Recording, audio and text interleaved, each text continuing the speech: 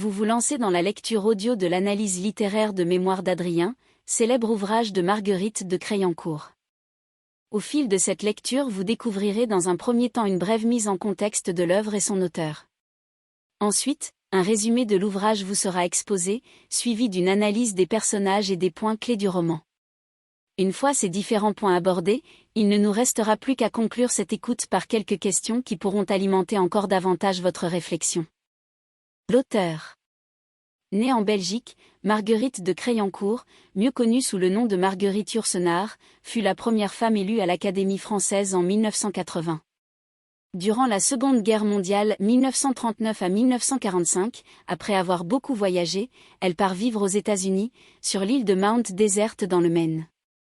Elle y enseigne la littérature française, ainsi que l'histoire de l'art et y demeure jusqu'à la fin de sa vie. Pétrie d'humanisme et de culture classique, elle est l'auteure de romans Mémoires d'Adrien, L'œuvre au noir, d'essais, de recueils de poésie, de nouvelles orientales, de pièces de théâtre, Le mystère d'Alceste, 1963 et de traductions. Son écriture se différencie des grands courants novateurs du XXe siècle par un souci du style classique et de la narration. L'œuvre. Les Mémoires d'Adrien ont été écrits sur plus de 25 ans. Ce roman a été commencé entre 1924 et 1929, repris et abandonné à diverses reprises, et finalement publié en 1951. Il a valu à son auteur une réputation mondiale. L'œuvre relate les souvenirs de l'empereur romain Adrien, 76 à 138. Il s'agit donc à la fois d'un roman historique et d'une biographie fictive.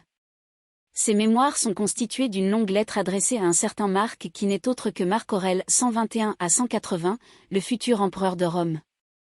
Parvenu à la fin de sa vie, Adrien narre son ascension jusqu'aux plus hautes sphères de l'Empire.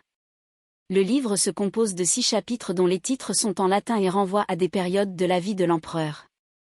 Résumé. Le roman se présente sous la forme d'une lettre qu'Adrien écrit à Marc Aurèle alors âgé de 17 ans. Il souhaite se livrer à une étude de lui-même, et donne vers audience à ses souvenirs, p. 29. L'ascension d'un nouvel empereur. Adrien est né à Italica, en Espagne, mais ses premières patries ont été des livres, p. 43. Orphelin de père à 12 ans, il est appelé à Rome par son tuteur, Acilius Atianus. Il se passionne pour la Grèce où il passe plusieurs années, mais se sent rapidement attiré par le pouvoir et les richesses de Rome. Je me suis finalement accepté moi-même, dit-il, p. 53. Là, Adrien acquiert peu à peu une bonne réputation.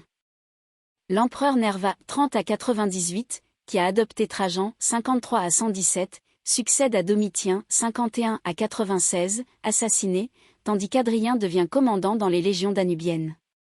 Trajan, le cousin d'Adrien, succède ensuite à Nerva et mène une politique de conquête.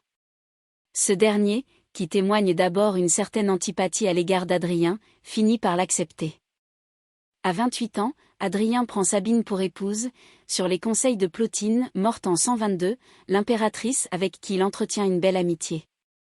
Il n'aimera jamais sa femme, mais s'accommode de sa présence pour satisfaire aux exigences de son rang. Après la victoire de Trajan sur les Daces, peuple de Dacie, qui correspond à une partie de l'actuelle Roumanie, Adrien, gouverneur de Pannonie, région bordant le Danube, est envoyé pour combattre les Sarmates, peuple habitant dans la plaine qui borde au nord la mer Noire. Alors qu'il a mis de l'ordre dans la région et anéanti ses ennemis, Adrien met en place une politique d'austérité auprès de ses soldats qui pillent les campagnes, afin d'éviter que les paysans ne se révoltent contre l'armée romaine. Trajan, malade, poursuit ses conquêtes en Orient, tandis que les différents peuples conquis se retournent contre l'envahisseur romain, l'Empire connaît une période de crise.